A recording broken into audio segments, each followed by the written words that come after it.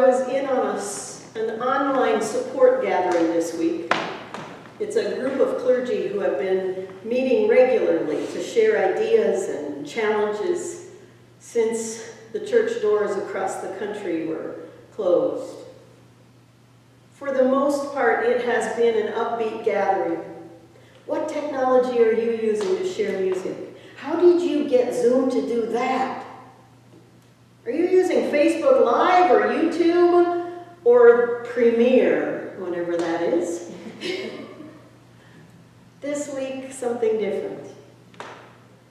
A deeper level of honesty about the struggle. Now, there are many reasons that this would be so for clergy. The adrenaline has been pumping to get us through Easter, trying to make that day meaningful, even though we could not be with our congregations on this most special Sunday of the church year. Many have been pushing to learn new internet platforms and create sacred space in their homes.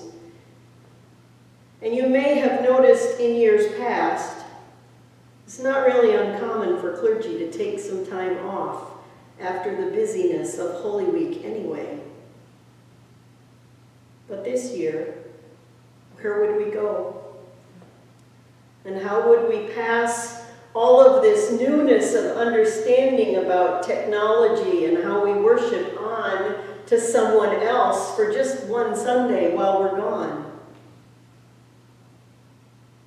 So many are choosing not to take time off. And home has become office, and any vacation plans previously made have been canceled. And so I understand why many clergy have, as one person said in our gathering, hit a wall this week.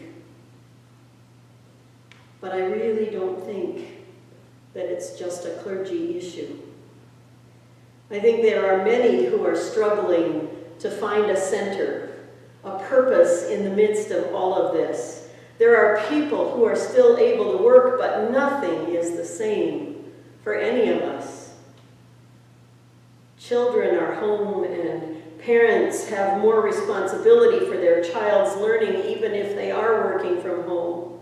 And working from home is not the same as being able to pop up and ask the person in the next cubicle how to get to the right screen on this program. And those who are not working from home have had to completely change their routines. I think about restaurant workers sitting there hoping that there's going to be enough takeout orders to pay them this week.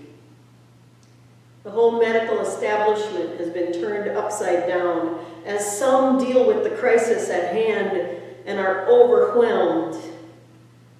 Some worry about those patients who may be neglecting other health issues for fear of going to the hospital. And still others are in preparation mode, just waiting for the rush that is to come. This list about how our lives are different could go on forever. But suffice it to say that as the days turn to weeks, and the weeks pass that month mark, and we look to perhaps 2 or more months, the uncertainty of it all begins to wear on us. We miss gathering with our friends. We worry about those who are not as fortunate as we and feel just a tad guilty when we complain about our own frustrations. And the losses keep piling up. Separation from loved ones in care facilities, proms and graduation ceremonies, sporting events, family celebrations, concerts in the park, river song. For most where we live, that's been the worst of it.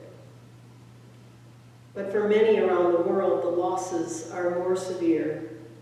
Extreme illness or the death of a loved one. And I think of the psalmist who says, "How long, O Lord?" And so in today's scripture, we meet these 2 men walking down the road. Two men who were living their own version of grief and fear and uncertainty. These men were not a week away from having seen their teacher crucified. They lived in fear that they would be next if found to be his followers. They were walking down the road trying to make sense of it all when along comes a stranger, at least to their eyes. And as so many of us do when we are working through our grief and fear, what do they do but recite the whole story to this stranger? And they're just a bit irked, appalled, that he doesn't seem to be as completely wrapped up in that story as they, because for them it had been at the core of their existence. For them, Jesus had been that one hope on which all had been pinned. And at that moment, they saw no way forward without him. But then, this man who walked beside them, still not recognized, and not too kindly, as he calls them fools, jars them out of that endless loop of fear and grief and telling the story over and over and over again. He opens up their perspective, starts to put all of those events into the broader picture of history and faith. Isn't this what the prophets were talking about, he says.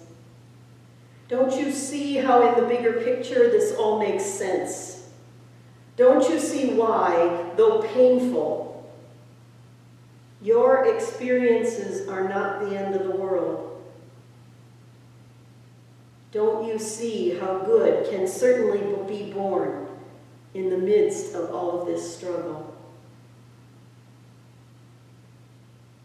Well, by the time they get back to Emmaus, they've come back to themselves, at least to the point that they invite him to stay with them. They aren't angry enough to say, on your way.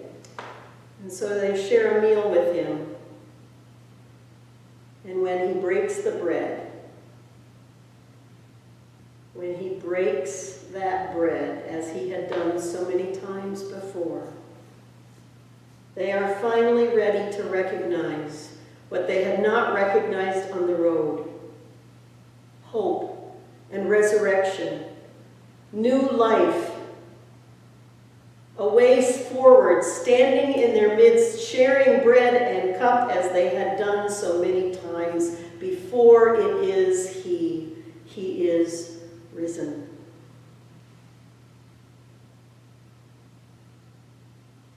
What broader perspectives might help us to make sense of all the craziness that is our lives right now?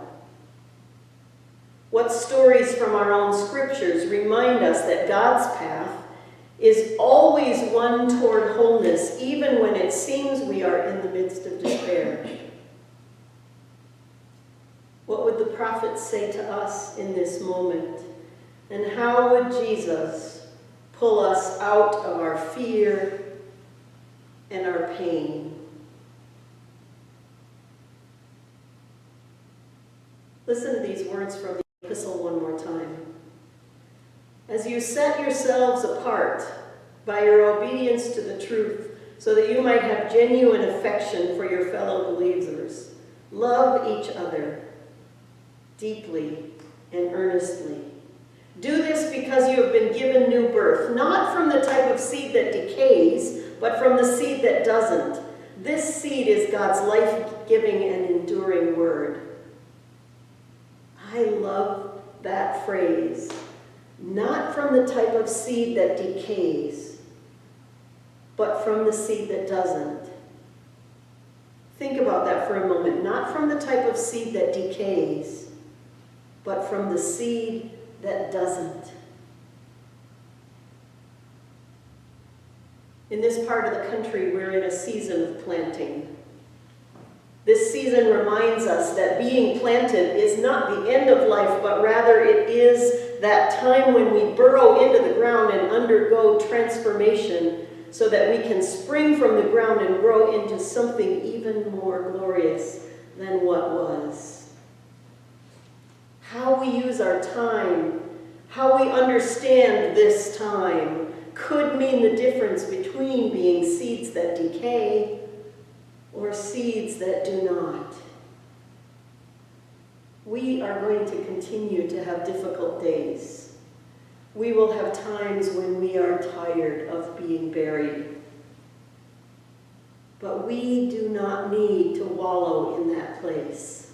We don't resolve to stay in that place, because we are followers of that one who was met on the road to Emmaus.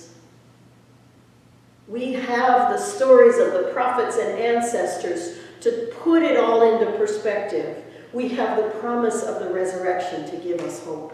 And we have one another. We can be strength and truth for one another. We can sprinkle a little water and maybe a little bit of fertilizer when people need it on one another's gardens, bringing new life and promise for all that is to come. We can show genuine affection in all that we do. At work with stressed out coworkers, over the internet, over the phone, across the hall or the road as we wave at a neighbor. We can still be love in this world. So have hope. Hold all that is good and right and true and loving in your heart, and trust in the one who gave you life. Amen.